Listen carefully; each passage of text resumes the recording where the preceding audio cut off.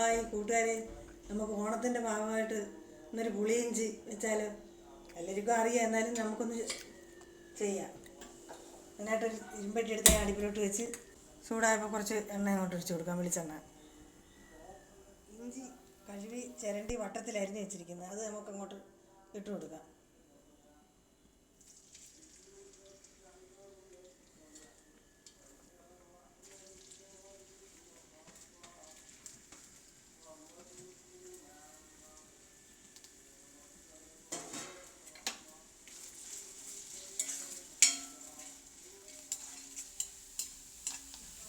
ഇഞ്ചി മൂത്തിട്ടുണ്ട്, അത് നമുക്ക് കോരി അങ്ങോട്ട് മാറ്റാം.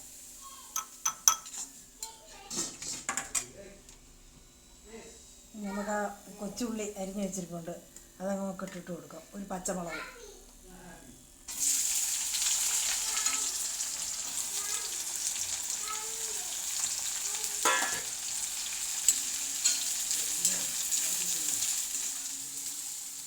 നമുക്ക് ആ ഉള്ളി മൂത്ത് വന്നിട്ടുണ്ട്, അതങ്ങോട്ട് കോരി മാറ്റാം.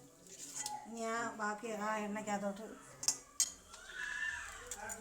മുളക്, കറിവേപ്പില, അപ്പോൾ ഇച്ചിരി മുളക് പൊടി അങ്ങോട്ടിട്ട് കൊടുക്കാം, മല്ലിപ്പൊടിയും കൂടെ.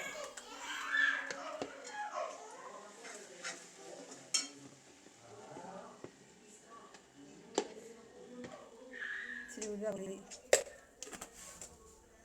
മഞ്ഞൾപ്പൊടി, ലേശം കായം, കുരുമുളക് പൊടിയും കൂടെ നമുക്കൊന്ന് ഇളക്കി കൊടുക്കാം. ഇനി ചൂടുവെള്ളത്തിൽ പുളി പിഴിഞ്ഞ് വെച്ച് ഇതങ്ങോട്ട് ഒഴിച്ച് കൊടുക്കാം.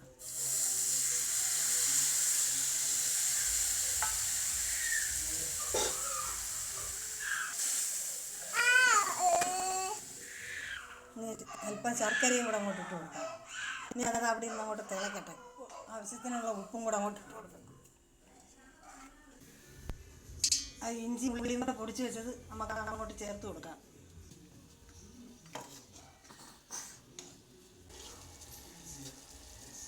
നമ്മുടെ പുളിയിഞ്ചി റെഡി ആയിട്ടുണ്ട്.